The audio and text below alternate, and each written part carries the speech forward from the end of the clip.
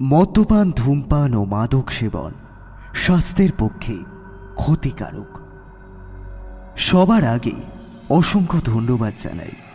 হঠাৎ সন্ধে আজ 30,000 সাবস্ক্রাইবার্স অতিক্রম করতে পেরেছে শুধুমাত্র আপনাদের ভালোবাসায় এবং আপনাদের সহযোগিতায়। এবার আমাদের লক্ষ্য 50-এর ঘরে। কি আপনারা পাশে থাকবেন তো, ঠিক যেমন করে আমাদের পাশে আছেন? আশা রাখি ভবিষ্যতে এভাবেই পাশে পাবো আপনাদের। আর বেশি কিছু বলছি না, সবাই লাইক, শেয়ার এবং সাবস্ক্রাইব করতে ভুলবেন না যেন। আজকের গল্পটি কেমন লাগলো কমেন্ট বক্সে নিজের মতামত জানাতে ভুলবেন না কিন্তু। তাহলে শুরু করা যাক। হঠাৎ সন্ধেতে আমরা বিভিন্ন ধরনের গল্প প্রচার করে থাকি। অলৌকিক, গোয়েন্দা, তন্ত্রমন্ত্র ইত্যাদি। অলৌকিক গল্পের আবহে আমরা দেখেছি সেখানে তন্ত্রমন্ত্র, ঝাড়ফুঁক, কালা জাদু ইত্যাদির ব্যবহার হয়ে থাকে। লেখক তার রোমাঞ্চকর আবহ সৃষ্টির জন্যই এইগুলির ব্যবহার করে থাকেন। হঠাৎ সন্ধে কোনো রকম কোনো কুসংস্কারকে প্রশ্রয় দেয় না। আমাদের সমস্ত শ্রোতা বন্ধুদের কাছে নিবেদন, অনুগ্রহ করে গল্প শোনার আনন্দে এই গল্পগুলি গ্রহণ করুন। তারানাথ তান্ত্রিক লোকমুখে জনপ্রিয় এই নামের সৃষ্টি হয় 1940 সালে বিভূতিভূষণ বন্দ্যোপাধ্যায়ের হাত ধরে। তবে তিনি এই চরিত্রটি সমন্বিত দুটি ছোট গল্প লিখেছিলেন এবং এই গল্প দুটির মাধ্যমে তারানাথের তান্ত্রিক জীবনের সূচনা হয়। বিভূতিভূষণের মৃত্যুর পরে তার পুত্র তারাদাস বন্দ্যোপাধ্যায় স্মৃতির গহীন থেকে তুলে আনেন তারানাথকে। তার লিখনের রূপ পায় বাংলার সংস্কৃতির শিকড়ে থেকে যাওয়া এক অজানা ভুবন। তারানাথ চরিত্রটি বিপুল জনপ্রিয়তা পেতে শুরু করে। এই চরিত্রকে নিয়ে লেখা সমস্ত গল্পগুলি অলৌকিক, অস্বাভাবিক, রহস্য এবং জাদু বাস্তবতার উপর ভিত্তি করেই হয়ে থাকে। হঠাৎ সন্ধেতে পূর্বেও আপনারা তারানাথ তান্ত্রিকের গল্প শুনেছেন। আজ আপনাদের ভালোবাসায় আবার ফিরেছে তারানাথ। আজ আপনি শুনবেন বিভূতিভূষণ বন্দ্যোপাধ্যায় ও তারাদাস বন্দ্যোপাধ্যায়ের অমর সৃষ্টি তারানাথ চরিত্রকে ঘিরে লেখক সুরজিৎ ঘোষের কলমে তারানাথ তান্ত্রিক ফ্যান ফিকশন, তারানাথ তান্ত্রিক ও নকশি কাঁথার মাঠ। আজকের গল্প পাঠে ও গল্পের সূত্রধর আমি সৌরভ। গল্পটির কলমে সুরজিৎ ঘোষ। প্রধান চরিত্রে তারানাথ ও সুশীলা। শুরু হচ্ছে আজকের বিশেষ নিবেদন, তারানাথ তান্ত্রিকের গল্প তারানাথ তান্ত্রিক ও নকশি কাঁথার মাঠ।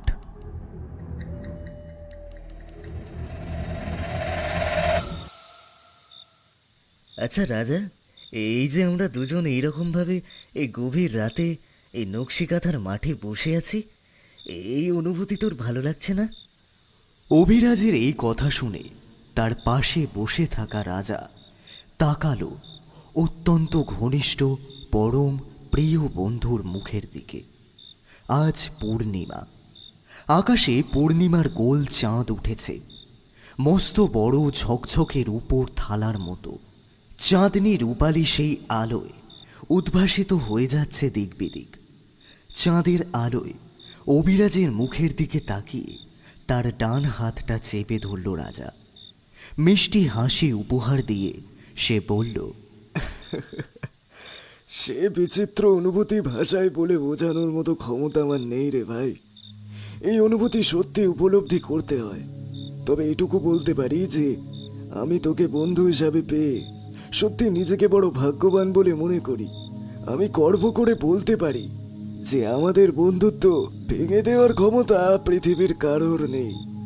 রাজার এই কথা শুনে অভিরাজ এবার তার হাতের ওপর হাত রেখে বলল, এটা তুই একেবারে হক কথা বলেছিস রে ভাই। আমিও তোকে আমার বন্ধু হিসাবে পেয়ে ভীষণ খুশি এবং পরমেশ্বরের কাছে চিরকৃতজ্ঞ। রাজা এবং অভিরাজ তারা একই গ্রামের ছেলে। ছোটবেলা থেকে একসাথে বড় হয়ে উঠেছে ওরা, একে অপরের হাত ধরাধরি করে। ওই খানিকটা হরিহর আত্মা বলতে ঠিক যেরকম বোঝায়, তারাও ঠিক তাই। যেখানে রাজা থাকবে সেখানে অভিরাজও থাকবে। ওরা খুবই ভালো ছেলে। ওদের মন যেমন নরম, ঠিক তেমনি দয়ালু প্রকৃতির মানুষ ওরা। নিতাইপুর গ্রামের বিভিন্ন মানুষের দায়ে বিপদে সবার আগে ঝাঁপিয়ে পড়ে এই দুজন যুবক। তারা একে অপরের কাছে বইয়ের খোলা পাতার মতো, যে পাতার কোথায় কি লেখা আছে সেই বিষয়ে সবটা জানে একে অপরে। সত্যি রে রাজা, তুই আমার সবচেয়ে কাছের মানুষ। এই মস্ত বড় পৃথিবীতে আমার আপনজন বলতে যদি কেউ থাকে তাহলে সেটা একমাত্র তুই। তুই জানিস তো সেই কোন ছোটবেলাতে বাপ মাকে হারিয়ে আমি অনাথ হয়েছি। তারপর থেকে বহু লড়াই করে ঘাত প্রতিঘাত সহ্য করে টিকে রয়েছি। কেবলমাত্র আমার পাশে তোর মতো একটা বন্ধু ছিল বলেই হয়তো এই যুদ্ধটা এত সহজে করা আমার পক্ষে সম্ভব হয়েছে। তা না হলে হয়তো আমি কিছুতেই এভাবে সম্পূর্ণ একলা বড় হয়ে উঠতে পারতাম না। রাজা অভিরাজের চোখের দিকে তাকিয়ে দেখল বর্তমানে তার দুই চোখ চিকচিক করছে জলে। সে বন্ধুকে জড়িয়ে ধরল পরম ভালোবাসায়। খুব ছোটবেলাতেই অভিরাজের বাবা মা এক ভয়ানক দুর্ঘটনায় মারা যায়। তারপর থেকে সে সম্পূর্ণ একলা হয়ে ওঠে। এইরকম এক সংকটময় পরিস্থিতিতে অভিরাজের হাত ধরে তার পাশে দাঁড়ায় রাজা। পুরনো দিনের কথাগুলো ভাবতে ভাবতে সবকিছু কেমন যেন চোখের সামনে বাস্তবে ভেসে উঠছিল। বন্ধুর কাঁধে ভরসার হাত রেখে রাজা বলল, আরে তুই কোনো চিন্তা করিস না অভিরাজ, আমি সবসময় তোর সাথে আছি। জীবনের শেষ নিঃশ্বাস ত্যাগ করার আগে পর্যন্ত। একমাত্র মরণ আমাদের আলাদা করতে পারে রে। তাছাড়া এই জগতের কোনো শক্তি নেই আমাদের একে অপরের থেকে ভিন্ন করার। রাজা এবং অভিরাজ ওরা দুই বন্ধু এরকমভাবে মাঝে মধ্যে নকশিকাঁথার মাঠে চারপাশ জুড়ে যখন নেমে আসে গভীর রাতের নীরবতা, শুনশান হয়ে যায় সমস্ত প্রকৃতি ও পরিবেশ, ঠিক সেই সময় ওরা প্রতিদিন রাতে শোয়ার আগে এসে বেশ কিছু সময় বসে এই বিরাট বড় মাঠের মাঝখানটায় সময় কাটায়। নরম কচি ঘাসের বুকে মাথা রেখে শোয়। ঘাসগুলো যেন মায়ের কোলের মতো ভীষণ আরামদায়ক। তৃপ্তিতে দুই চোখের পাতা কেমন যেন জুড়ে আসে। দেহ ও মনের সমস্ত ক্লান্তি কর্পূরের মতো যেন নিমেষেই উবে যায়। এই নকশিকাঁথার মাঠ ওদের দুই বন্ধুর কত আনন্দ, হাসি, দুঃখ, বেদনা, যন্ত্রণার সাক্ষী হয়ে রয়েছে। মাঠের মধ্যে বেশ অনেকটা সময় বসে থেকে রাজা শুয়ে পড়ল কচি ঘাসের ওপর। ঝকঝকে বিশাল বড় মেঘমুক্ত আকাশটার মধ্যে অভ্রের কণার মতো ঝিকমিক করে জ্বলছে শত শত নক্ষত্রপুঞ্জ। আকাশের ঠিক মধ্যেখানে বিরাজ করছে পূর্ণিমার গোল চাঁদ। উত্তরের সনসনে শীতল বাতাস এসে যেন পাক খাচ্ছে সমস্ত মাঠ জুড়ে। সেই বাতাসে দুলে উঠছে নকশিকাঁথার মাঠের চারিধারে থাকা বিশাল বড় বড় মহিরুহের মাথাগুলো। বেশ অনেকটা সময় নকশিকাঁথার মাঠে বসে থাকার পর অভিরাজ বলল, রাজা চল রে, এবার বরং আমরা বাড়ি ফিরে যাই, অনেকটা রাত হয়ে গেল। অভিরাজের এই কথা শুনে রাজা একটা মস্ত বড় হাই তুলে বলল,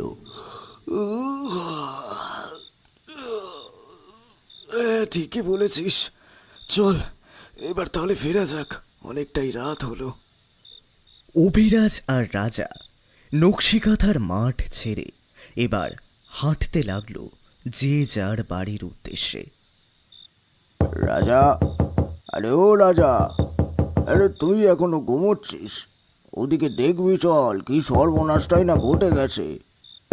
রাজা, আরে রাজা, তাড়াতাড়ি ঘুম থেকে ওঠ। কথাগুলো কানে যেতেই ধড়ফড় করে বিছানার মধ্যে উঠে বসল রাজা। তারপর তড়াক করে বিছানা থেকে লাফ দিয়ে সে দৌড়ে বন্ধ দরজার দিকে কোনো রকমে এগিয়ে গেল। দরজার আগল খুলতে সে দেখল বাইরের চৌকাঠে দাঁড়িয়ে আছে পাড়ার এক কাকা। ফটিক কাকার মুখ যেন কালো হয়ে রয়েছে। কাঁচুমাচু ভাবে সে তাকিয়ে আছে রাজার দিকে। রাজা ফটিক কাকার উদ্দেশ্যে বলল, গো ফটিক কাকা, তুমি এত রাত্রিরে, কি হয়েছে বলো দেখি? কোথায় কার কি সর্বনাশ ঘটেছে গো? রাজার এই কথা শুনে ফটিক কাকা নির্বাকভাবে দাঁড়িয়ে থাকে। তারপর রাজার কাছ থেকে এবার এক প্রকার ধমকানি শুনে সে কিছুটা থেমে থেমে বলে, আরে তোর বন্ধু অভিরাজ কাল শেষ রাতের দিকে মারা গেছে রে। সে আর বেঁচে নেই। তার ঘরের দরজা ভেঙে সেই মৃতদেহ উদ্ধার করা হয়েছে। গোটা গ্রামের মানুষ জড়ো হয়েছে সেখানে। শুধুমাত্র আমাদের গ্রামের কেন, আশেপাশের 5 গাঁ থেকে লোক এসে সেই দৃশ্য দেখছে। তুই তো খবরটা জানতিস না, তাই তোকে খবরখানা দিতে এলাম। এবার চল দেখি, চল। ফটিক কাকার মুখ থেকে কথাগুলো শুনে রাজার মাথায় যেন বাজ পড়ল। তার পায়ের তলার মাটি সরে গেল। প্রথমটায় রাজা বিশ্বাস করতে পারল না ফটিক কাকার বলা কথাগুলো, কিন্তু মুহূর্ত পরেই সে ভেবে দেখল এরকম কারো মৃত্যু নিয়ে রসিকতা করার তো লোক নয় ফটিক কাকা। এই কথা মাথার মধ্যে আসতেই তার 2 চোখ থেকে বিন্দু বিন্দু ফোঁটা ফোঁটা নোনা জল গড়িয়ে পড়ল গাল বেয়ে। কোনো দিকে না তাকিয়ে, বিন্দু মাত্র ভাবনা চিন্তা না করে হিতাহিত জ্ঞান শূন্যের মতো রাজা ঊর্ধ্বশ্বাসে দৌড় লাগালো তার বন্ধু অভিরাজের বাড়ির পথে। আরে বাপ মা মরা ছেলেটা বড় ভালো ছিল গো। এই রকম উপকারী দয়ালু ছেলে পাওয়া এ যুগে বড় ভার। এরা দুজনে আমাদের গ্রামের গর্ব ছিল। এমন তরতাজা একটা ছেলে হৃদরোগে আক্রান্ত হয়ে এইভাবে যে মারা যাবে তার কে জানতো বলো? সত্যি অভিরাজের কথা ভেবে ভীষণ কষ্ট হচ্ছে। রাজা যখন অভিরাজের বাড়ির সামনে গিয়ে পৌঁছালো তখন সেখানে লোকে লোকারণ্য অবস্থা। মানুষের ভিড় ঠেলে কোনো রকমে এগিয়ে গেল সে সামনের দিকে। ঘরের মধ্যে বিছানার ওপর শোয়ানো আছে তার প্রাণের চেয়েও পরম প্রিয় বন্ধুর স্পন্দনহীন মৃতদেহটা। মানুষের মুখ থেকে সে জানতে পারল যে তার বন্ধুর হৃদযন্ত্র বিকল হয়ে গিয়ে মারা গিয়েছে সে। আর কোনো কিছু ভাবতে পারল না রাজা। পাগলের মতো কান্নায় ভেঙে পড়ল সে বন্ধুর দেহটা ধরে। অভিরাজের মায়া ভরা মুখটা যেন তারই দিকে তাকিয়ে এক সূক্ষ্ম স্নেহের হাসি হাসছিল।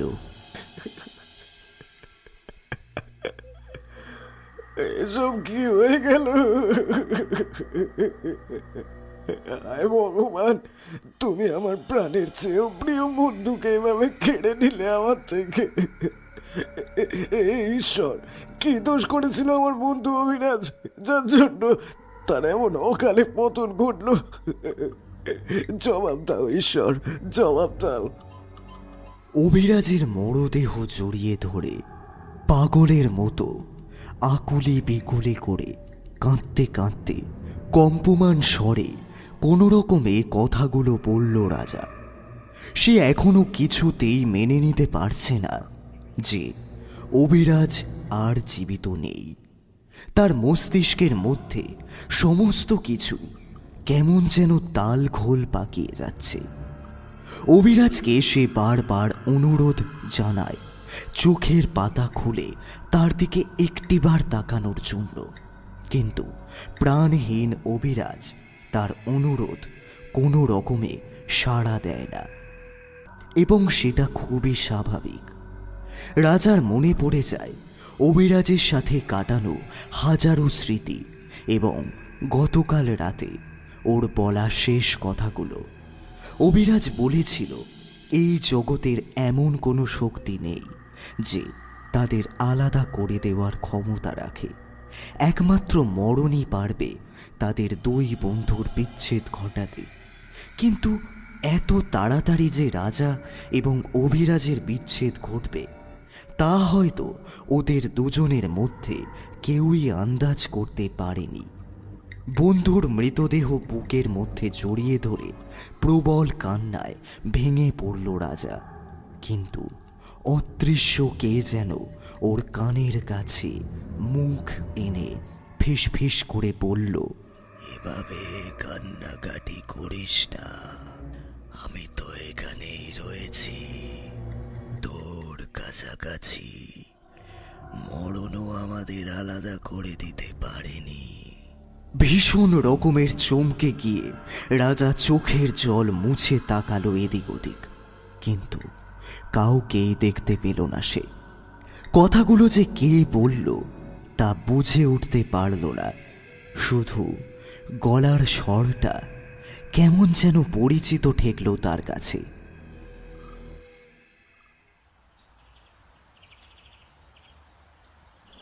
সকালবেলা ঘুম থেকে উঠে চোখের পাতা খুলতেই দেখলাম বাইরে ঝিরঝির করে বৃষ্টি পড়ছে ক্রমাগত।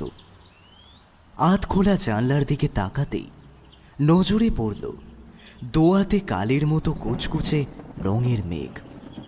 গোটা আকাশ জুড়ে ছড়িয়ে ছিটিয়ে রয়েছে বন্য মহিষের গায়ের মতো কালো জমাট বাঁধা মেঘ। এমনকি ক্ষণে ক্ষণে বিদ্যুৎও চমকাচ্ছে। আকাশের মতিগতি দেখে বোঝা যায় যে আজ প্রবল বৃষ্টিপাতের গুরুতর সম্ভাবনা রয়েছে। রবিবার হওয়ায় ছুটির দিন, আর ছুটির দিনে এরকমভাবে বাড়িতে বসে থাকতে আমার কিংবা কিশোরী আমাদের কারোরই একদম ভালো লাগে না। খোলা জানালা দিয়ে উত্তরের কনকনে ঠান্ডা বাতাস এসে যেন ঝাঁপিয়ে পড়ল আমার উপর। শরীরের প্রত্যেকটা লোমকূপ খাড়া হয়ে উঠল মুহূর্তের মধ্যে। গায়ের চাদরটা ভালো করে টেনে নিলাম আমি। তারপর আধ শোয়া অবস্থায় বিছানার মধ্যে উঠে বসে আড়মোড়া ভেঙে একটা মস্ত বড় হাই তুলে নেমে এলাম বিছানা থেকে নিচে। চোখে মুখে ঠান্ডা জলের ছিটে দিয়ে সকালের যাবতীয় প্রাতক্রিয়া সেরে এক পেয়ালা গরম চা নিয়ে সেই সবেমাত্র বসেছি, ঠিক এমন সময় বন্ধ দরজার অপর প্রান্ত হতে বেশ জোরালো কড়াঘাতের শব্দ ভেসে এলো। এমন সময় কে আসতে পারে? এই কথা ভাবতে ভাবতে চায়ের পেয়ালা নামিয়ে রেখে আমি এগিয়ে গেলাম দরজা খোলার জন্য। আরে বিভূতি, আগামীকাল রাতে আমাদের বাড়িতে পূর্ণিমা তিথি উপলক্ষে সত্যনারায়ণ আছে। তুমি একটু সময় করে এসো তো বাবা, ঠাকুরের ভোগ প্রসাদ খেতে। তোমার কাকিমা বারবার করে তোমায় যেতে বলেছেন। তিনি নিজে আসতে চেয়েছিলেন নিমন্ত্রণ করার জন্য, কিন্তু তুমি তো জানো যে তার পায়ের অবস্থা মোটে ভালো নয়। বাতের ব্যথাটা খুব বেড়েছে ইদানিং। তাই জন্যই তো আমি বললাম তোমাকে আর যেতে হবে না গিন্নি, আমি বরং নিজে গিয়ে বিভূতিকে আমাদের বাড়িতে কাল আসার জন্য নিমন্ত্রণ করে আসি। বন্ধ দরজার পাল্লা খুলতেই দেখলাম আমার বাড়ির পাশের বাড়ির মালিক বিশ্বনাথ বাবু এসেছেন। তাদের বাড়িতে পূর্ণিমা তিথি উপলক্ষে আগামীকাল রাতে আমায় নিমন্ত্রণ করার জন্য। বিশ্বনাথ বাবু এবং তার স্ত্রী মৌসুমী দেবী তারা উভয়ই আমায় খুব ভালোবাসেন এবং নিজের ছেলের মতো স্নেহও করেন। আমি তড়িঘড়ি নিজের হাত নমস্কারের ভঙ্গিতে জড়ো করে বললাম, নমস্কার। হ্যাঁ, অবশ্যই যাব কাকাবাবু। আপনি নিজে বলতে এসেছেন আর আমি যাব না, তা আবার হয় নাকি? আপনি গিয়ে কাকিমাকে বলবেন আমি যথাসময় পৌঁছে যাব আপনাদের গৃহে। তিনি যেন নিশ্চিন্ত থাকেন।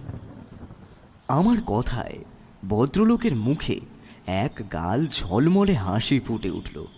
তিনি সৌজন্যমূলক হাসি হেসে বললেন, আচ্ছা বাবা, এখন আসি তাহলে। তুমি কাল চলে এসো, কেমন? সে কি কাকাবাবু, ঘরের ভেতর আসুন। একটু এভাবে দাঁড়িয়ে থাকবেন না, একটু চা জল অন্তত খেয়ে যান। আর না হে বিভূতি, আজ থাক, আজ থাক। অন্য কোনো দিন এসে খেয়ে যাবো। বুঝতেই তো পারছো, এখনো অনেকগুলো বাড়ি নিমন্ত্রণ করা বাকি রয়েছে, আর তাদের নিমন্ত্রণ করতে হবে। তার উপর আবার এরকম বৃষ্টি আরম্ভ হয়েছে সকাল থেকেই। তুমি এসো কিন্তু, হ্যাঁ? আচ্ছা আচ্ছা, ঠিক আছে কাকাবাবু, আপনাকে আজ আর জোর করব না। আপনি তাহলে আসুন। বিভূতি, এলাম তাহলে। কাল সন্ধ্যা একটু তাড়াতাড়ি চলে এসো, কেমন? আগে হ্যাঁ কাকাবাবু, আপনি কোনো চিন্তা করবেন না, আমি সঠিক সময় চলে যাব। বিশ্বনাথ কাকাবাবু ছাতা মাথায় দিয়ে চলে যেতেই আমি ঘরের দরজা বন্ধ করে ভেতরে ঢুকে আসতেই যাচ্ছিলাম। ঠিক এমন সময় দেখলাম কিশোরী একখানা কালো ছাতা মাথায় দিয়ে হন্তদন্ত হয়ে এগিয়ে আসছে আমার বাড়ির দিকেই। স্বল্প কিছুটা সময় দোরগোড়ায় অপেক্ষা করতেই সে আমার একেবারে মুখোমুখি এসে হাজির হয়ে বলল, কি ব্যাপার হে ভায়া, সকাল সকাল বাইরে এভাবে দাঁড়িয়ে আছো যে? কিশোরীর করা প্রশ্নের উত্তরে আমি সৌজন্যমূলক হাসি হেসে বললাম, আর বলো না ভাই, এই আমাদের পাশের বাড়ির বিশ্বনাথ কাকা আমায় নেমন্তন্ন করতে এসেছিলেন। ওই আগামীকাল ওনাদের বাড়িতে পূর্ণিমা তিথি উপলক্ষে সত্যনারায়ণ পুজোর ভোগ প্রসাদ খেতে যাওয়ার জন্য। তা তোমার ব্যাপার কি, আজ এত সকাল সকাল আমার বাড়ি এলে যে? আরে ভাই, তোমার বাড়ি এলাম কি আর সাধে হে? এরকম ছুটির দিনে বাড়িতে বসে থাকলে তোমারও সঠিকভাবে সময় কাটানো হবে না, আর আমারও সময় কাটানো বড় দুর্দায় হয়ে পড়বে। সেই কারণেই তো সকাল সকাল ছাতা মাথায় দিয়ে তোমার বাড়ি চলে এলাম একটিবার মঠ লেনে যাওয়ার উদ্দেশ্যে। কিশোরীর দিকে তাকিয়ে আমি প্রফুল্লের হাসি হেসে উত্তরে বললাম, যাবো বই কি, অবশ্যই যাব। তার আগে তুমি ঘরের ভেতর ঢুকে আসো তো, একটু চা খাওয়া যাক। আরে আর বলো না, উফ, এই সকালে চা নিয়ে বসেছিলাম, কিন্তু তার আগেই বিশ্বনাথ কাকাবাবু চলে এলেন আর আমার চা খাওয়া হলো না। এতক্ষণে বোধহয় চাটা পুরোপুরি জুড়িয়ে গেছে। তুমি আসো তো ভাই, একটু গরম গরম চা খাই। দুই বন্ধু মিলে আরাম করে চা খাই, তারপর না হয় দুজন মিলে রওনা দেবো মডলেনের উদ্দেশ্যে। কি বলো? হ্যাঁ ঠিক আছে ভাই, তবে তাই হোক। চলো তার আগে একটু চা খাওয়া যাক, তারপর না হয় রওনা দেবোক্ষণ। অল্প কিছুটা সময়ের মধ্যেই আমরা দুই বন্ধু দুটি ছাতা মাথায় দিয়ে বৃষ্টি ভেজা জল জমা রাস্তার বুকে হাঁটতে শুরু করলাম। জমা জলের বুকে ছপ ছপ শব্দ তুলে আমরা এগিয়ে চললাম 5 মাথার মোড়ের ছোট্ট গুমটি মতো দোকানটার পাশে। সেখানে আমরা 20 পয়সার বিনিময়ে একখানি পাসিং শো সিগারেটের প্যাকেট নিলাম। পাসিং শো সিগারেট তারানাথ তান্ত্রিকের অত্যন্ত পছন্দের। হ্যাঁ, আমরা প্রতিবার তার জন্য উপহার স্বরূপ বা বলা বাহুল্য দক্ষিণা বাবদ এই একটি করে সিগারেটের প্যাকেট নিয়ে যাওয়ায় তিনি মুখে কিঞ্চিৎ আপত্তি করেন ঠিকই, কিন্তু আমরা বিলক্ষণ জানি যে তিনি অন্তরে ভীষণ সন্তুষ্ট হন আমাদের প্রতি। পাসিং শো সিগারেট আসলে তার খুবই পছন্দের, কিন্তু আমাদের কাছ থেকে সেই সিগারেট নিতে তিনি খানিকটা ইতস্তত বোধ করেন। এই যা। তুমি এখানেই দাঁড়িয়ে একটু অপেক্ষা করো বিভূতি, আমি ঝট করে 1 প্যাকেট সিগারেট কিনে আনি। এই কথা বলে কিশোরী এবার সোজা চলে গেল সেই ছোট্ট দোকানের দিকে। আমি রাস্তার মধ্যে ছাতা মাথায় দাঁড়িয়ে অপেক্ষা করতে লাগলাম কিশোরীর ফিরে আসার জন্য। কিশোরী 1 প্যাকেট সিগারেট কিনে আনলো। আমরা পুনরায় গল্প করতে করতে হাঁটা আরম্ভ করলাম মডলেনের উদ্দেশ্যে। সকাল থেকে অঝোরে বৃষ্টি হওয়ার কারণে আজ রাস্তা প্রায় ফাঁকা। প্রয়োজন ছাড়া মানুষ বাইরে বের হয়নি খুব একটা। রাস্তার পথ কুকুর বিড়ালের মতো নিরীহ প্রাণীরা আশ্রয় নিয়েছে যে যার মতো মাথার উপরে থাকা স্থায়ী ছাউনি দেখে। এইরকম প্রাকৃতিক দুর্যোগের সময় কোনো মানুষ যেই বৃষ্টি বাদলা অগ্রাহ্য করে অমান্য করে কেবল গল্প শোনার তাগিদে এইরকমভাবে পথে নেমে আসতে পারে, সেটা হয়তো কারোর পক্ষে ধারণা করাই সম্ভব নয়। কিন্তু আমি আর কিশোরী সম্পূর্ণ ব্যতিক্রম এই নিয়মের। যত ঝড় জল বৃষ্টিপাত ভূমিকম্প হোক না কেন, আমাদের ছুটির দিনে একটিবারের জন্য ঠাকুরমশাইয়ের বাড়ি একবার যাওয়া চাই। তা না হলে আমরা যে কোনো কাজে সুখ পাই না, মনে শান্তি খুঁজে পাই না কিছুতেই। আমি আর কিশোরী তারানাথ তান্ত্রিকের গৃহের সামনে এসে উপস্থিত হতেই দেখলাম আজ তার গৃহের দরজা হাট করে খোলা রয়েছে। আমরা বেশ খানিকটা অবাক হয়ে গিয়ে একে অপরের দিকে দৃষ্টি বিনিময় করে প্রবেশ করলাম ঘরের ভেতর। তারানাথ তান্ত্রিকের গৃহের অভ্যন্তরে প্রবেশ করার সাথে সাথেই রান্নাঘরের ভেতর থেকে বেরিয়ে আসা ছোট্ট মেয়ে চারি আমাদের দিকে তাকিয়ে মিষ্টি হাসি হাসল। আদো আদো সুরে জানালো যে তার বাবামশাই নাকি বলেছেন যে আমরা আসতে পারি, তাই গৃহের দরজা খোলা রাখতে। আমরাও সেই কথা শুনে খানিক হাসলাম। আমাদের হাসি ঠাট্টার মাঝেই দেখলাম ভেতর কক্ষ থেকে বেরিয়ে এলেন ঠাকুরমশাই। কপালে তার শ্বেত চন্দনের ফোঁটা, গায়ে রক্ত বস্ত্র, গলায় পদ্মবীজের মালা, চোখের দৃষ্টি বড় কঠিন। তিনি আমাদের দিকে তাকিয়ে হাসতে হাসতে গাম্ভীর্যপূর্ণ স্বরে বললেন, এসো এসো কিশোরী, আমি তোমাদের জন্যই অপেক্ষা করছিলাম। হাঁ করে অমন মাছ উঠোনে বৃষ্টির মধ্যে দাঁড়িয়ে রয়েছো কেন? ওপরে উঠে এসো, বৃষ্টির মধ্যে বেশিক্ষণ থেকো না, তাহলে শরীর খারাপ করতে পারে। আমি এবং কিশোরী আমরা দাওয়ার এক পাশে জুতো জোড়া খুলে রেখে ভিজে ছাতা নামিয়ে সোজা উঠে এলাম উপরে। তারপর তক্তপোষের ওপর এসে বসতেই ঠাকুরমশাইও এসে বসলেন আমাদের মুখোমুখি। তিনি উচ্চ কণ্ঠে তার কন্যার উদ্দেশ্যে আদেশের ভঙ্গিমায় বললেন, ওই রে মা চারিমা, চারি, এই কাকাবাবুদের জন্য একটু চা করে আনতো দেখি। বাবামশাইয়ের এই কথা কানে যেতেই চারি রান্নাঘর থেকে সাড়া দিয়ে আমাদের কিছুক্ষণ অপেক্ষা করতে বলল। কিশোরী হঠাৎ বলে উঠল, এই নিন ঠাকুরমশাই, এটা আপনার জন্য আমাদের তরফ থেকে সামান্য উপহার। এই কথা বলে কিশোরী ঠাকুরমশাইয়ের দিকে পাসিং শো সিগারেটের প্যাকেটখানা বাড়িয়ে দিতেই আমি পরিষ্কার দেখলাম তার ঠোঁটের কোণে একটা সূক্ষ্ম হাসির উদয় হলো। কিন্তু কিছুক্ষণের মধ্যেই সেই হাসির আনন্দ চাপা পড়ল তার গাম্ভীর্যপূর্ণ ভারী কণ্ঠে। তিনি আমাদের দিকে তাকিয়ে বললেন, আহা কিশোরী, আবার এই সব আনার কি প্রয়োজন ছিল বলো দেখিনি? সত্যি তোমাদের নিয়ে আর পারা গেল না। কতবার বারণ করেছি যে এইভাবে আমার জন্য সিগারেট কিনে না আনতে, কিন্তু তোমরা আমার এ ব্যাপারে মোটেই কোনো কথা কানে তোলো না। ঠাকুরমশাই, আপনি দয়া করে আর আপত্তি করবেন না। সামান্য একটা সিগারেটের প্যাকেট এনেছি, এ আবার এমন বড় কথা কি? আপনি যদি এই সিগারেটখানা গ্রহণ করেন তাহলে আমাদের সত্যিই ভীষণ ভালো লাগবে। কিশোরীর এই কথা শোনার পর ঠাকুরমশাই আর এ বিষয়ে বিন্দুমাত্র কোনো আপত্তি করলেন না। তিনি ভীষণ রকমের প্রসন্নের হাসি হেসে কিশোরীর হাত থেকে সিগারেটের প্যাকেটখানা নিয়ে খাপ খুলে তার মধ্যে থেকে একখানি সিগারেট বের করে তাতে আগুন ধরিয়ে দুই চোখ মুদিত অবস্থায় লম্বা টান দিলেন। ইতিমধ্যে রুনুরুনু শব্দে নূপুর বাজিয়ে চারি চায়ের পেয়ালা ও মুড়ি মাখার পাত্র হাতে নিয়ে এগিয়ে এলো আমাদের দিকে। তক্তপোষের ফাঁকা অংশে আমাদের ঠিক মাঝখানে সেগুলো নামিয়ে রেখে সে পুনরায় চলে গেল বাকি কাজ সারতে।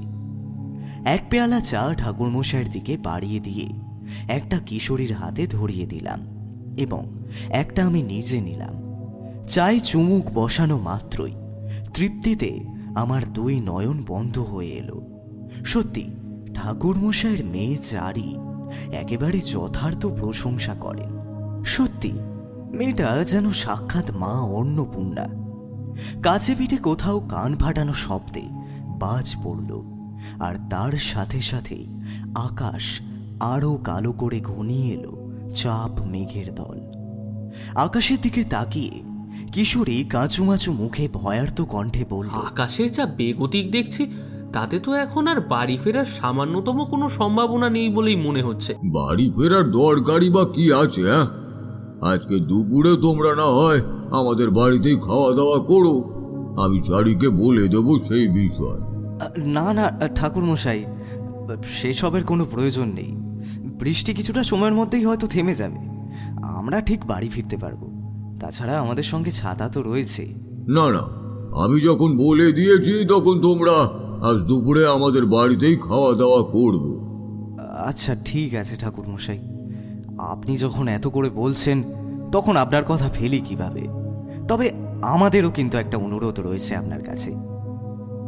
আমার এই কথা শুনে তারানাথ তান্ত্রিক কেমন যেন উজ্জ্বল দৃষ্টিতে তাকালেন আমাদের দিকে। কিশোরীর চোখ মুখের অভিব্যক্তি পরিষ্কারভাবে বুঝতে সক্ষম হলাম, সেও আমার এই মনের কথাটাই বলতে যাচ্ছিল। মৃদু হেসে ঠাকুরমশাই বললেন, অনুরোধ আছে? তা কি অনুরোধ আছে শুনি? একখানি গল্প তোমাদের শোনাতে হবে কি, তাই তো? আগে হ্যাঁ ঠাকুরমশাই, জানেনই তো আমাদের বারবার আপনার বাড়িতে ছুটে আসার অন্যতম প্রধান কারণ হলো আপনার অতীত জীবনে ঘটে যাওয়া নানান অতিলৌকিক, অলৌকিক, লোমহর্ষক, রোমাঞ্চকর আখ্যান কাহিনী। সেগুলো শুনতে আমাদের বড়ই ভালো লাগে। আপনি যদি আমাদের একখানি গল্প বলেন তাহলে আমাদের সময়টা খুব ভালোভাবে কেটে যায়। ঠাকুরমশাই এবার সিগারেটের অবশিষ্ট ফিল্টারটুকু ছাইদানি হিসাবে ব্যবহৃত নারকেলের আধভাঙা মালায় গুঁজে দিয়ে বললেন, তোমরা যে বারবার কেন এইভাবে আমার বাড়ি আসো তা কি আর আমি জানি না ভেবেছ? সে তো ওই গল্প শোনার লোভে। কোনো চিন্তা করো না, তোমরা যখন আমার গৃহে এসেছো তখন আমি তোমাদের অবশ্যই একখানা কাহিনী শোনাবো। গল্প না শুনিয়ে তোমাদের পাঠাবো না হে। ঠাকুরমশাইয়ের এই কথা শুনে আমি এবং কিশোরী আমাদের উভয়েরই মুখ একটা আনন্দে উজ্জ্বল হয়ে উঠল। ঠাকুরমশাই নিজের দুই চোখ বন্ধ করে কোনো এক গভীর ভাবনার অতল সমুদ্রে ডুব দিলেন। তার এই লক্ষণ আমি কিংবা কিশোরী আমরা উভয়ই খুব ভালোভাবেই জানি। তিনি অতীতের স্মৃতি রোমন্থন করে তুলে আনার চেষ্টা করছেন কোনো এক ঘটনাকে। আমরা চুপচাপ নির্বিকারভাবে বসে অপেক্ষা করতে লাগলাম গল্প শোনার জন্য। বেশ কিছুটা সময় অতিবাহিত হওয়ার পর তিনি চোখের পাতা মেলে তাকালেন, তারপর যথারীতি বলতে আরম্ভ করলেন আজকের কাহিনী। এই ঘটনা আজকের সময় নয়, আজ থেকে কম করে হলেও 10-15 বছর আগে। সেইবার আমি ঘুরতে ঘুরতে গিয়ে পৌঁছেছিলাম নিতাইপুর নামের এক গ্রামে। নিতাইপুরে পৌঁছে আমি এক টলটলে পুকুরের জলে স্নান সেরে সূর্যদেবের উদ্দেশ্যে প্রণাম জানিয়ে আমার ঝোলার মধ্যে থাকা কিছু পাকা ফল বের করে খেতে আরম্ভ করেছি। ঠিক এমন সময় আমার নজরে পড়ল একজন মহিলা জল নিতে এগিয়ে আসছে সেই পুকুরের দিকে। আমি গাছতলায় বসে নিজের মতন আহার করতে লাগলাম। মহিলার গায়ের রং দুধে আলতার মতো ধবধবে ফর্সা, মাথার চুল খোপা করে বাঁধা, পরনে লাল পাড় ডোরা কাটা শাড়ি, কোমরে তার মাটির কলসি। কলসি নিয়ে সে সাবধানে ঘাটে সিঁড়ি বেয়ে নিচের দিকে নেমে গেল, তারপর জল ভরে ওপরে উঠে এলো। এতক্ষণে আমি তার মুখখানি দেখলাম, আর তার মুখমণ্ডলের প্রতি আমার নজর যেতেই বুঝতে পারলাম তার মুখ যেন অপরিসীম কোনো চিন্তায় পুরোপুরি ভার হয়ে রয়েছে। শুধুমাত্র তাই নয়, তার কপালেও পড়েছে চিন্তার কয়েকটা গভীর চওড়া ভাঁজ। সেই গ্রাম্য মহিলা আমাকে দেখে ভারী কৌতূহলী হয়ে উঠল। দেখলাম সে মন্থর গতিতে এগিয়ে এলো আমারই দিকে। কলসিখানা মাটিতে নামিয়ে রেখে দুহাত জড়ো করে আমার উদ্দেশ্যে বলল, আগে পেন্নাম হই বাবা ঠাকুর, আপনি বুঝি আমাদের গায়ে নতুন এসেছেন? এর আগে কুসমিন কালেও এই গায়ে আপনাকে দেখেছি বলে তো মনে হচ্ছে না। আমি এবার খাবার থামিয়ে মুখে হাসির আভা ফুটিয়ে তুলে বললাম, হ্যাঁ মা, তুমি একেবারেই যথার্থ বলেছ। আমি এই গ্রামের পূর্বে কখনোই আসিনি। তোমাদের গ্রাম নিতাইপুরে প্রথমবার এলাম। তা তুমি বুঝি এই গাঁয়েরই বধূ? হ্যাঁ বাবা ঠাকুর, আমি এই গ্রামেরই বউ। এখান থেকে কিছুটা দূরে ওই ঘোষালপাড়ায় আমার স্বামীর বাড়ি। প্রতিদিন এই রকম সময় আমি পুকুর থেকে জল দিতে আসি। আজ হঠাৎ আপনাকে দেখে মনের মধ্যে কেমন যেন একটা ভক্তির ভাব জন্ম নিল, আর সাথে ভীষণ কৌতূহল হলো আপনার পরিচয় কানা জানার জন্য। আপনার সাথে একটু বাক্যালাপ করার কারণে, সেই জন্যই তো আপনার কাছে এলুম। আমার নাম তারানাথ চক্রবর্তী, তবে পঞ্চজনে আমায় তারানাথ তান্ত্রিক বলেই ডাকে। আমি সামান্য কিছু টুকিটাকি তন্ত্রমন্ত্র জানি, আর জানা রয়েছে অল্প স্বল্প কিছু জ্যোতিষবিদ্যা। তাই দিয়েই সর্বদা চেষ্টা করি মানুষের কল্যাণকর কার্যে আমার সামান্য জ্ঞানকে কাজে লাগানোর জন্য। বিপদগ্রস্ত মানুষদের বিপদ থেকে উদ্ধার করাই আমার প্রধান কাজ বলতে পারো। আমি এক প্রকার ভবঘুরে মানুষ। আজ ঘুরতে ঘুরতে তোমাদের গ্রামে এই নিতাইপুরে এসে উপস্থিত হয়েছি। আমার মুখ থেকে এই কথা শোনার পর, অর্থাৎ আমার পরিচয় জানার পর, আমি দেখলাম সেই রমণীর দুই চোখ কেমন যেন ছলছল করে উঠল।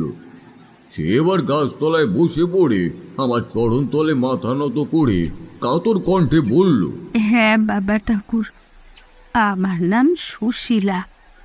আমার স্বামীর ভাই, মানে আমার ঠাকুরপো রাজা হঠাৎ বড় সমস্যার মধ্যে দিয়ে যাচ্ছে। ঠাকুরমশাই, তার হালচাল আমার একেবারে ভালো ঠেকছে না। আপনি যদি দয়া করে তাকে এই সমস্যা থেকে উদ্ধার করার চেষ্টা করেন, তাহলে সত্যি সত্যি বড় উপকৃত হতাম। কথাগুলো বলা শেষ হতে না হতেই সেই রমণী এবার ব্যাকুলভাবে কাঁদতে শুরু করলো। আমি উত্তেজিত কণ্ঠে বললাম, এ কি মা, এইভাবে কান্নাকাটি করো না। চোখের জল ফেলা বন্ধ করো। মেয়ে মানুষের কান্না আমি একেবারেই সহ্য করতে পারি না। তুমি নিজেকে শান্ত করো, তারপর খোলসা করে বলো তোমার দেওরের ঠিক কি সমস্যা হয়েছে। তুমি সবটা না বললে আমি যে সঠিকভাবে কোনো কিছুই বুঝে উঠতে পারবো না, আর সবকিছু বুঝে উঠতে না পারলে তার সমস্যার সমাধান করার চেষ্টা করব কি করে। তুমি চোখের জল মুছে নিজেকে শান্ত করে সবটা বলো আমাকে। সেই রমণী অর্থাৎ সুশীলা এবার নিজের দুই চোখের জল মুছে আমার উদ্দেশ্যে বলল, ঠাকুরমশাই, আমি বিয়ে করে এই গ্রামে এসেছিলাম আজ থেকে অনেক বছর আগে। আমার শ্বশুর বাড়িতে ছিল কেবলমাত্র আমার স্বামী, স্বামীর একমাত্র ছোট ভাই রাজা, আর তাদের বাবা মা, অর্থাৎ আমার শ্বশুর শাশুড়ি। আমার শ্বশুর শাশুড়ি মারা গিয়েছেন গত বছর। আমি যখন বিয়ে করে এসেছিলাম তখন থেকেই রাজাকে আমি বরাবর বড় ভালোবাসি। তাকে আমি আমার ছোট ভাইয়ের মতন স্নেহ করি। আজ অবধি আমি মা হতে পারিনি, মাঝে এতগুলো বছর কেটে গেছে। ঈশ্বর হয়তো আমার মা ডাক শোনার সৌভাগ্যের থেকে আমায় বঞ্চিত করেছেন। গত জন্মে কোনো মহাপাপ হয়তো করেছিলাম আমি, তা জানি না, কিন্তু আপনি বিশ্বাস করুন, এই জীবনে জ্ঞান তো আমি কোনোদিন কারো সর্বনেশ করিনি। আমার মা না হওয়ার আক্ষেপ থেকে গেল চিরজীবন, কিন্তু আমার ভেতরে সেই মমতাময়ী স্নেহময়ী মায়ের আত্মা রয়েছে। সে রাজাকে খুঁজে নিল। ধীরে ধীরে ওকেই আমি আমার ছেলের মতন ভালোবাসতে শুরু করলাম। ওর গায়ে এতটুকু আঁচড় আসলে সেই আঘাত যেন দ্বিগুণ ত্রিগুণ বৃদ্ধি পেয়ে আমার ওপর ঝাঁপিয়ে পড়ে। ওর মঙ্গলের কথা ভেবে আমি সব সময় চিন্তিত থাকি। ওর ভালো মন্দের দিক দেখাশোনা করতে গিয়ে সব সময় ব্যস্ত থাকি, কিন্তু আজ ওর কোনো এক সমস্যা হয়েছে। আমি বেশ বুঝতে পারছি সে কোনো এক গুরুতর সমস্যার মধ্যে পড়েছে। মুখে কিছু না বললেও তার হাব ভাব আগের তুলনায় অনেক পরিবর্তন হয়েছে। সে আমি বুঝতে পারছি। কারোর চোখে সে পরিবর্তন নজর না পড়লেও আমার চোখে ঠিকই ধরা পড়েছে। তা সুশীলা, তোমার দেওর রাজার মধ্যে ঠিক কি পরিবর্তন লক্ষ্য করেছো তুমি, যার কারণে তুমি এমন চিন্তিত হয়ে রয়েছো?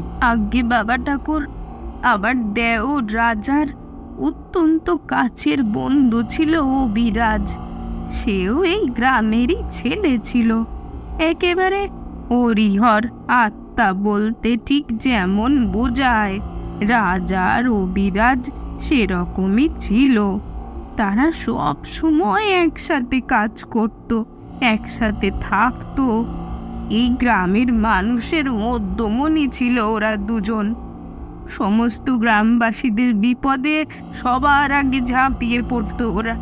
কত মানুষকে যে কতবার উপকার করেছে তার কোনো হিসেব নেই। প্রতিদিন রাতে ওরা দুজনে মিলে আমাদের গ্রামের ওই নকশিকাতার মাঠে গিয়ে বেশ কিছুটা সময় গল্প গুজব করে বাড়ি ফিরে আসতো। আজ থেকে প্রায় 10-12 দিন আগে একদিন সকালবেলায় অবিরাজের মৃতদেহ উদ্ধার হলো তার কক্ষের ভিতর থেকে। সেই থেকেই আমি লক্ষ্য করলাম আমার দেওরের মধ্যে একটা অদ্ভুত পরিবর্তন ঘটতে শুরু করেছে। তার আচার আচরণ, ব্যবহার, কথা বলার ধরন, সব কিছুর মধ্যে কেমন একটা বদল এসেছে। সে কি, ওরকম তরতাজা একটা ছেলে, অর্থাৎ তোমার দেওরের বন্ধু অবিরাজ, এমন অল্প বয়সে মারা গেল কিভাবে? তার বাড়ির লোক নিশ্চয়ই খুব ভেঙে পড়েছে। বাড়ির ছেলের এমন অকাল পতনে। না বাবা ঠাকুর, অবিরাজের বাড়িতে কেউ ছিল না। সেই ছোটবেলাতেই ছেলেটা বাবা মাকে হারিয়েছিল, তাই সে ছিল অনাথ। সকলে তার মৃতদেহ দেখে অনুমান করেছিল সে নাকি হৃদযন্ত্র বিকল হয়ে মারা গেছে। সত্যি অবিরাজের এমন অসময়ে চলে যাওয়া আমরা কেউই মেনে নিতে পারিনি। খুব স্বাভাবিকভাবেই আমার দেওর রাজাও তা মেনে নিতে পারেনি। তার বন্ধুর কথা ভেবে তার মন খারাপ হওয়াটাই অত্যন্ত স্বাভাবিক। কিন্তু সে সবই ঠিক আছে, কিন্তু রাজা যখন রাতের আধারে অদৃশ্য কারোর সাথে সকলের অলক্ষ্যে চুপি চুপি কথা বলতে লাগলো, কিংবা আমরা যখন কেউ থাকি না তখন সে একা ঘরে নিজের মনেই কার সাথে যেন গল্প করতে করতে হাসাহাসি করত, রসিকতা করত, এই সমস্ত কিছু আমার কাছে খুব অস্বাভাবিক ঠেকছে বাবা ঠাকুর। তা সুশীলা, তুমি কখনো রাজাকে জিজ্ঞাসা করনি যে সে কার সাথে কথা বলে এই ব্যাপারে? হ্যাঁ বাবা ঠাকুর, জিজ্ঞেস করেছিলাম। তোরে সে আমায় বলে, তা শুনে আমার চিন্তা আরো বেড়ে গিয়েছিল।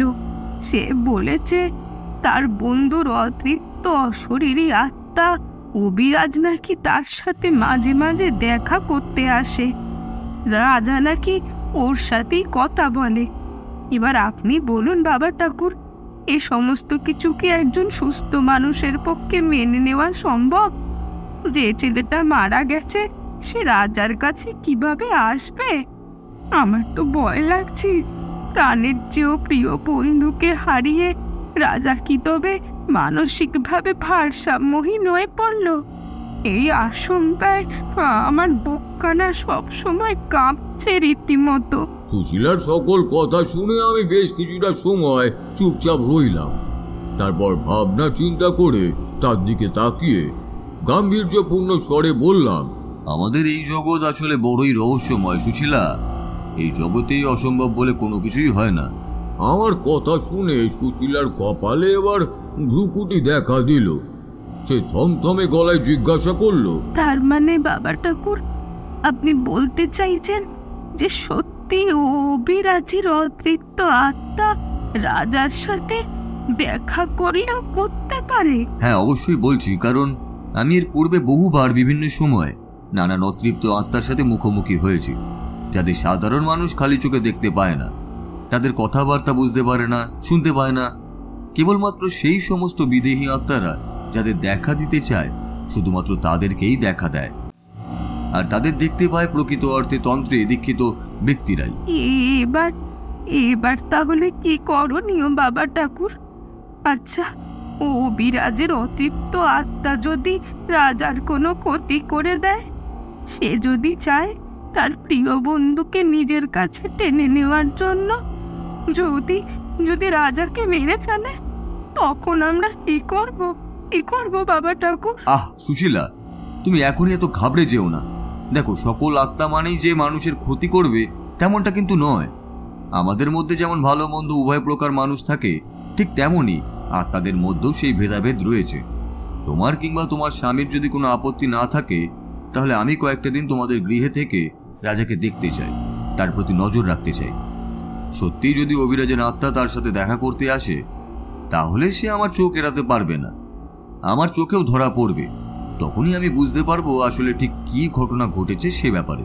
আমার প্রস্তাব শুনে সুশীলার মুখ জুড়ে যেন আনন্দের জোয়ার বয়ে গেল। এতক্ষণ তার মুখ পুরোপুরি থমথমে হয়েছিল, মুখের মধ্যে থেকে সমস্ত ভয়ের ছাপ এক নিমেষের মধ্যেই ফ্যাকাশে হয়ে গিয়ে সহসা একটা আনন্দ জন্ম নিল বুঝি। সে নিজের 2 হাত জোর করে আমাকে বলল, এ তো অতি উত্তম প্রস্তাব বাবা ঠাকুর। আমি নিজেই আপনাকে আমাদের গৃহে কয়েকটা দিন যাবার জন্য অনুরোধ জানাবার কথা ভাবছিলাম, কিন্তু আপনি নিজে থেকেই বলে উঠলেন সে কথা। সত্যি আপনি বড় মনের মানুষ। তা না হলে আজকালকার দিনে কেউ এভাবে অন্যের বিপদে ঝাঁপিয়ে পড়ার সাহস দেখায়? আমি আপনাকে বলছি বাবা ঠাকুর, আমার স্বামী খুব উদার মনের মানুষ, যাকে বলে এক কথায় মাটির মানুষ। আপনি আমাদের বাড়িতে গেলে তিনি মোটেও অসন্তুষ্ট হবেন না, বরং আনন্দে আস্তহারা হয়ে পড়বেন। আপনি দয়া করে আমাদের বাড়িতে চলুন, সেখানে কয়েকটা দিন থেকে আমার দেও রাজাকে একটু ভালোভাবে পরীক্ষণ করুন। আপনার সাথে কথা বলে আমি মনের মধ্যে বড় ভরসা পাচ্ছি। আমি বেশ বুঝতে পারছি যে আপনি এই সমস্যার কোনো সমাধান করতে পারবেন একটা। সে কারণেই হয়তো ঈশ্বর আপনাকে পাঠিয়েছেন এই গায়ে, তার জন্যই হয়তো এইভাবে আপনার সাথে আমার দেখা হয়ে গেল। এই সমস্ত কিছুই হলো পরমেশ্বরের লীলা। আর দেরি করবেন না ঠাকুর মশাই, আপনি আসুন আমার সাথে আমার গৃহে। অনেকটা সময় হয়ে গেল, আমি বাড়ির বাইরে আছি, এবার আমায় ফিরে যেতে হবে। ঠিক আছে, তবে চলো এবার বরং ওঠা যাক। এই বলে আমি এবার গাছের নিচের ঠান্ডা ছায়া ছেড়ে উঠে দাঁড়ালাম। তারপর লাল সালু ঝোলা কাঁধে নিয়ে সুশীলার দেখানো পথ অনুসরণ করে আমিও হাঁটতে লাগলাম তার বাড়ির পানে। এতক্ষণ যাবৎ গল্প বলার পর ঠাকুরমশাই এবার কিছুটা থামলেন।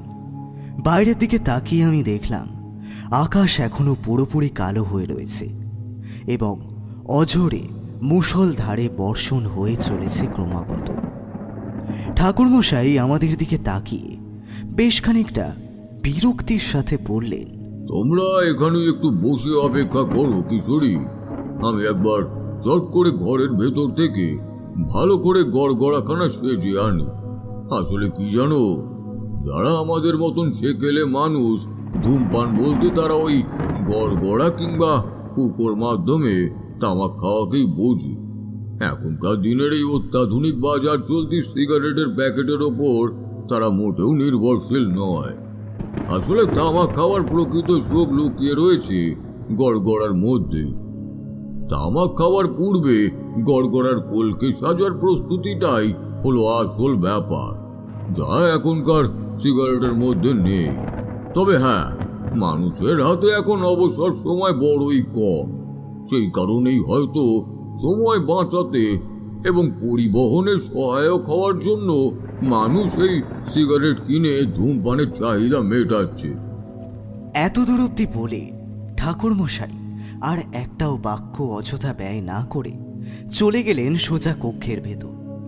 কিশোরী আমার দিকে তাকিয়ে মুখ বেজার করে বলল, নাও ভাই, ঠাকুরমশাই তো গড়গড়ার সাজাতে ভেতরে চলে গেলেন, আর এবার না হয় আমি আর তুমি এরকম বসে থেকেই বা কি করব, চলো আমরা দুজনে মিলে বরং দুখানি সিগারেট ধরাই। এই কথা বলে কিশোরী দুটো সিগারেট বের করে একটা আমাকে দিয়ে একটা নিজে নিল। সিগারেটের অগ্রভাগে আগুন ধরিয়ে তৃপ্তি সহকারে সুখ টান দিতে লাগলাম আমরা। আমাদের সিগারেট খাওয়া সমাপ্ত হলে সিগারেটের ফিল্টার দুটো ছুঁড়ে ফেলে দিলাম। আরও বেশ কিছুটা সময় বসে নিজেদের মধ্যে নানান বিষয় নিয়ে গল্পগুজব করার পর দেখলাম ঠাকুরমশাই জ্বলন্ত গড়গড়া হাতে নিয়ে তক্তপোষের ফাঁকা অংশে এসে বসলেন। তারপর গড়গড়ায় টান দিয়ে ধোঁয়া ছেড়ে বললেন, হাঁটতে হাঁটতে আমি সুশীলার সঙ্গে এসে উপস্থিত হলাম তার গৃহে। সুশীলার স্বামী অর্থাৎ রাজার দাদা বিজয় বাইরের উঠোনের চাতালে বসে মাটির মূর্তি নির্মাণ করছিলেন। সুশীলার সঙ্গে আমায় দেখে প্রথমটায় ভারী অবাক হলো সে। সুশীলা জলপূর্ণ কলসি দেওয়ার মধ্যে একপাশে নামিয়ে রেখে স্বামীর দিকে তাকিয়ে বলল, এই যে ইনি হলেন চক্রবর্তী ঠাকুর, আমাদের গ্রামে কিংবা আশেপাশের গ্রামের মানুষ নন। তার বাড়ি এখান থেকে বহু দূরে।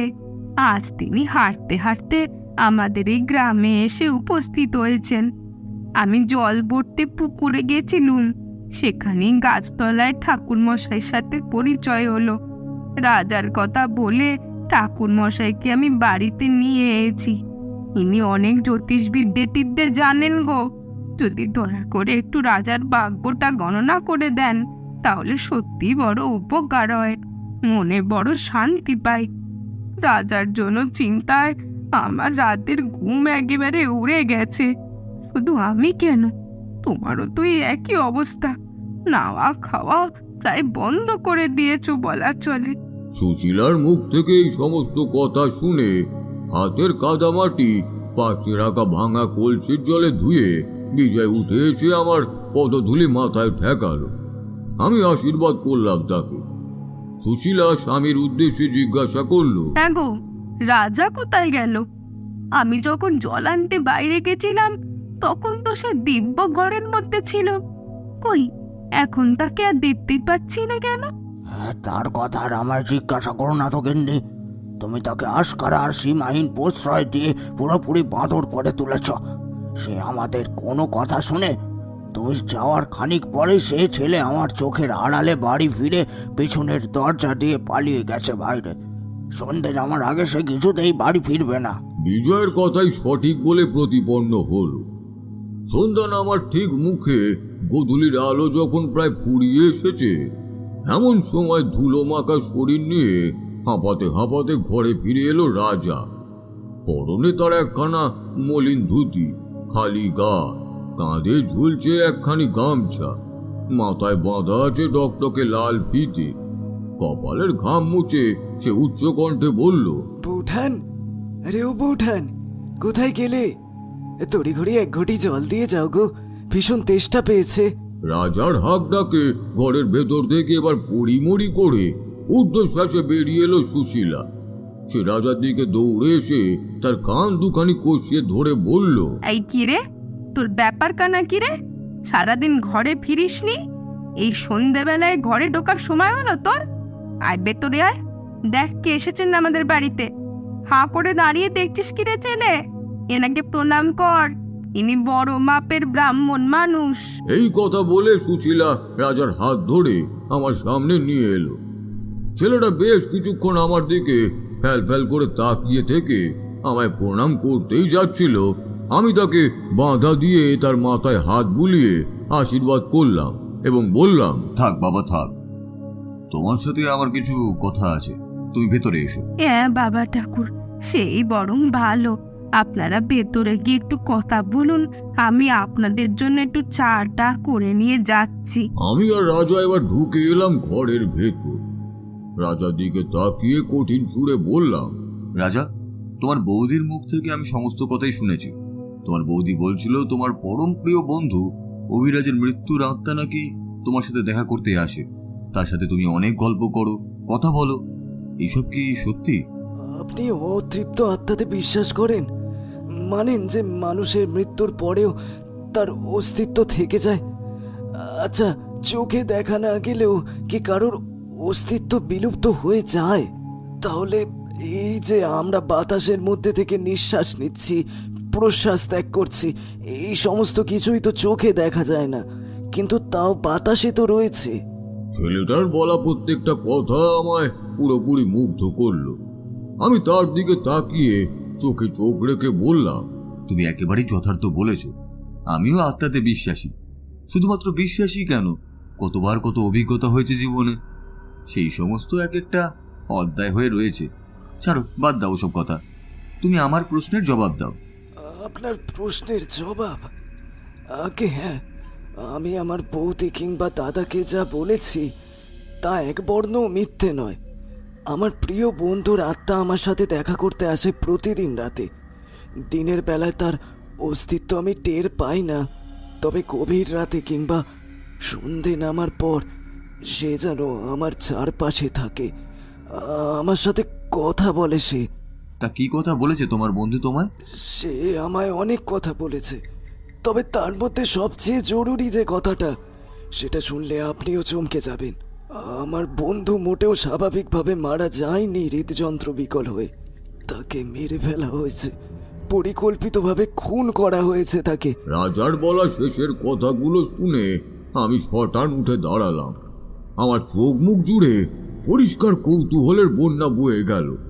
আমার মনের মধ্যে যে হাজারো প্রশ্নের ঝড় উঠেছিল তা আন্দাজ করে রাজা বলল, হ্যাঁ, আপনি একেবারে সঠিক শুনেছেন। আপনার বিন্দু মাত্র কোনো ভুল হয়নি শোনায়।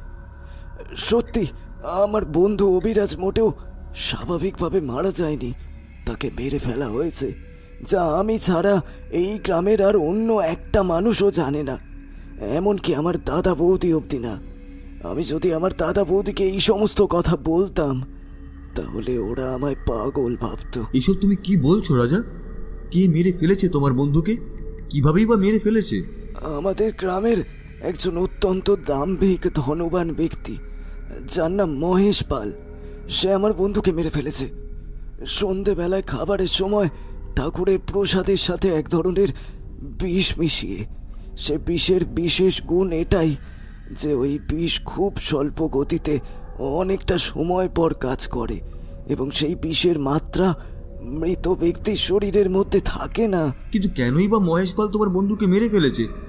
কি রহস্য লুকিয়ে আছে এর পেছনে? মহেশ পালের মেয়ে ললিতা আসলে ভালোবেসে ফেলেছিল আমার বন্ধু অভিরাজকে, কিন্তু আপনি বিশ্বাস করুন, এই ভালোবাসা ছিল সম্পূর্ণ একতরফা। আমার বন্ধুর দিক থেকে কোনোরূপ সায় ছিল না এই ভালোবাসায়। সে মোটেও বামন হয়ে চাঁদ ধরতে চায়নি। এক্ষেত্রে সম্পূর্ণ বিপরীত ঘটনা ঘটেছিল। চাঁদ এসেছিল হাতের নাগালে, কিন্তু তা সত্ত্বেও আমার নিরীহ নীলভ বন্ধু বড়লোক বাপের একমাত্র মেয়েকে ভালোবেসে তাদের সমস্ত সম্পত্তি আত্মসাৎ করতে চায়নি। মহেশ পাল মেয়ের ভালোবাসার কথা জেনে ফেলে। সে কিছুতেই মেনে নিতে পারে না এইসব। নিজের মেয়ের কোনো দোষ না দেখে সে পথের কাঁটা হিসাবে আমার বন্ধুকে সন্ধ্যাবেলায় ঠাকুরের প্রসাদ বলে বাতাসার সাথে বিষ খাইয়ে দেয়। আপনাকে তো আগেই বলেছি, সেই বিষ ছিল বিশেষ গুণ সম্পন্ন। খাবার অনেকটা সময় পর তার কার্যকারিতা শুরু হয়, এবং এইভাবেই গভীর রাতে আমার বন্ধু মারা যায়। আমার বন্ধুর এখানে কোনো দোষ ছিল না, কোনো দোষ ছিল না ওর। মহেশ পাল সেই দিনের রাতেই এই গ্রাম থেকে চলে গিয়েছে তার মেয়েকে নিয়ে। সে যবে এই গ্রামে ফিরে আসবে তার মৃত্যু সেই দিন অনিবার্য। আমার বন্ধুর অতৃপ্ত আত্মা তাকে শেষ করে দেবে বলেছে। আমাকে সে বলে তার মৃত্যুর বদলা সে নেবেই। বাবা ঠাকুর, ভেতরে আসবো? চৌখাট গোড়ায় এসে দাঁড়িয়ে কথাগুলো বলল সুশীলা। আমরা নিজেদের মধ্যে বাক্যালাপ থামালাম। সে আমাদের চা দিয়ে গেল। এরপর আর কোনো কথা হয়নি রাজার সাথে। আমার আচমকা একবার দরজার দিকে নজর যেতেই আমি দেখলাম কালো মতন কি যেন একটা বিদেহী ছায়া ভেতরে ঢুকে আসতে গিয়ে আমায় দেখে সহসা মিলিয়ে গেল বাতাসের সাথে। আমার একবারের জন্য মনে হলো এই বুঝি রাজার পরম প্রিয় বন্ধুর আত্মা অভিরাজ। কিশোরী বলে উঠল, এই তো গল্প একেবারে জমে উঠেছে দেখছি। তা ঠাকুরমশাই, এরপর কি ঘটলো? সেই রাতে আমি আর ঘুমোতে পারিনি। সারা রাত জেগে কাটিয়েছিলাম অস্থির ভাবে পায়চারি করতে করতে। পরের দিন সকাল হলে ঘটল এক ভয়ানক ঘটনা। নকশিকাঁথার মাঠে লোকে লোকারণ্য হয়ে গেল। মহেশপাল বেশ কয়েকটা দিন আত্মীয়ের বাড়ি থেকে কাটিয়ে সেই সবে মাত্র গ্রামে ফিরে এসেছিল। ঠিক এমন সময় অদৃশ্য কোনো একটা শক্তি যেন লৌহ কঠিন হাতে তার গলা চেপে ধরল। সে পাগলের মতো ছটপট করতে করতে নকশিকাঁথার মাঠে এসে পড়ল, বা বলা ভালো কোনো অদৃশ্য শক্তি যেন তাকে টেনে এনে সেই স্থানে ফেলল। তার এমন অদ্ভুত আচরণ দেখে গ্রামের মানুষেরা রীতিমতো বিস্তৃত হয়ে পড়ল। মহেশপাল সকলের উদ্দেশ্যে চিৎকার করে বলল, তোমরা আসলে সত্যিটা কেউ জানো না। আমি তোমাদের সত্যিটা বলছি। আমাদের গ্রামের ছেলে অভিরাজ মোটেও স্বাভাবিকভাবে মারা যায়নি। ওকে মেরে ফেলেছিলাম আমি, প্রসাদের সাথে বিষ খাইয়ে, কারণ আমার মেয়ে তার প্রেমে পড়েছিল। হ্যাঁ, এই ক্ষেত্রে ছেলেটার কোনো দোষ ছিল না। কেবলমাত্র আমার নিজের মেয়েকে অমন একটা গরিব ঘরের ছেলের প্রেমে পড়ার শাস্তি স্বরূপ তাকে মেরেছিলাম। আমি স্বীকার করে নিয়েছি নিজের মুখে। এবার অন্তত আমায় নিস্তার দাও অভিরাজ। অভিরাজ, আমাকে মেরে ফেলো না। আমি যে ভুল করেছি তা ক্ষমা করো। এই কথা বলে মহেশপাল অদৃশ্য কার উদ্দেশ্যে যেন ক্ষমা চাইল দুহাত জোর করে। গোটা মানুষ তাকে চিৎকার করলো, কিন্তু একটা কালো অপছায়া গোছের কিছু একটা ঝাঁপিয়ে পড়ল প্রবল আক্রোশে মহেশপালের ওপর। তার গলা চেপে ধরল এবং শ্বাসরোধ করে মেরে ফেলল। অপ্রত্যাশিত অদ্ভুত অস্বাভাবিক মহেশপালের এই মৃত্যু দেখে সকলে অবাক হয়ে গেল। কেবলমাত্র হাসি ফুটেছিল আমার পাশে দাঁড়িয়ে থাকা রাজার ঠোঁটে। মহেশপালের মৃতদেহ তার পরিবারের লোকেরা সৎকার করেছিল। দুই বন্ধুর মিল হয়েছিল শেষে, একজন শরীরী এবং একজন অশরীরী। আত্মা মানে যে সব সময় আমাদের জন্য ক্ষতিকারক তেমনটা কিন্তু নয়। এই কাহিনী নিবিড় নির্ভেজাল বন্ধুত্বের কাহিনী। এই কাহিনী নকশিকাঁথার মাঠে। এরপর আর কি, আমি ফিরে এসেছিলাম আমার গৃহে। অভিরাজের কথা ভেবে খানিকটা কষ্ট পেয়েছিলাম ঠিকই, কিন্তু মনে মনে ভীষণ শান্তি অনুভব করেছিলাম যে সে তার অপরাধী শাস্তি দিয়েছিল। এই কথাই স্মরণ করে আমার শান্তি হয়েছিল। তা কিশোরী, আজকের মতন গল্প তাহলে এখানেই শেষ। কেমন লাগলো আজকের এই কাহিনী? ঠাকুরমশাইয়ের এই কথা শুনে কিশোরী তৎক্ষণাৎ কিছু উত্তর দিল না। আমিও নির্বাকভাবে চেয়ে রইলাম তারানাথের দিকে। আমরা যেন গল্পের ভেতর ঢুকে পড়েছি। হঠাৎই কিশোরী সম্বিত ফিরে পেয়ে বলল, দুর্দান্ত ঠাকুরমশাই, দুর্দান্ত। সত্যি আজকের গল্পটা একেবারে অন্যরকম ছিল। কিশোরীর কথা শেষ হতে না হতেই দেখলাম চারি আমাদের জন্য খাবার প্রস্তুত করেছে। চারির ডাকে আমরা এবার নড়ে চড়ে বসলাম। সত্যি অপূর্ব খাবারের সুগন্ধ বের হয়েছে। কিশোরীর জিভে জল আসার উপক্রম হলো। আমরা এবার গল্পের আসর ছেড়ে উঠে দাঁড়ালাম রান্নাঘরের দিকে যাওয়ার জন্য। হঠাৎ সন্ধেতে আজ আপনি শুনছিলেন সুরজিৎ ঘোষের কলমে তারানাথ তান্ত্রিকের ফ্যান ফিকশন তারানাথ তান্ত্রিক ও নকশিকাঁথার মাঠ। তারানাথের চরিত্রে বুবাই, কিশোরীর চরিত্রে রৌনিক, সুশীলার চরিত্রে বর্ণালী এবং অন্যান্য চরিত্রে গল্প পাঠে, গল্পে সূত্রধর, শব্দগ্রহণ ও স্পেশাল এফেক্টসে আমি সৌরভ, পোস্টার ডিজাইন কৃষ্ণেন্দু। শেষ হলো আজকের নিবেদন। সঙ্গে থাকুন, আবারও এক রোমাঞ্চকর গল্প নিয়ে ফিরছে হঠাৎ সন্ধে।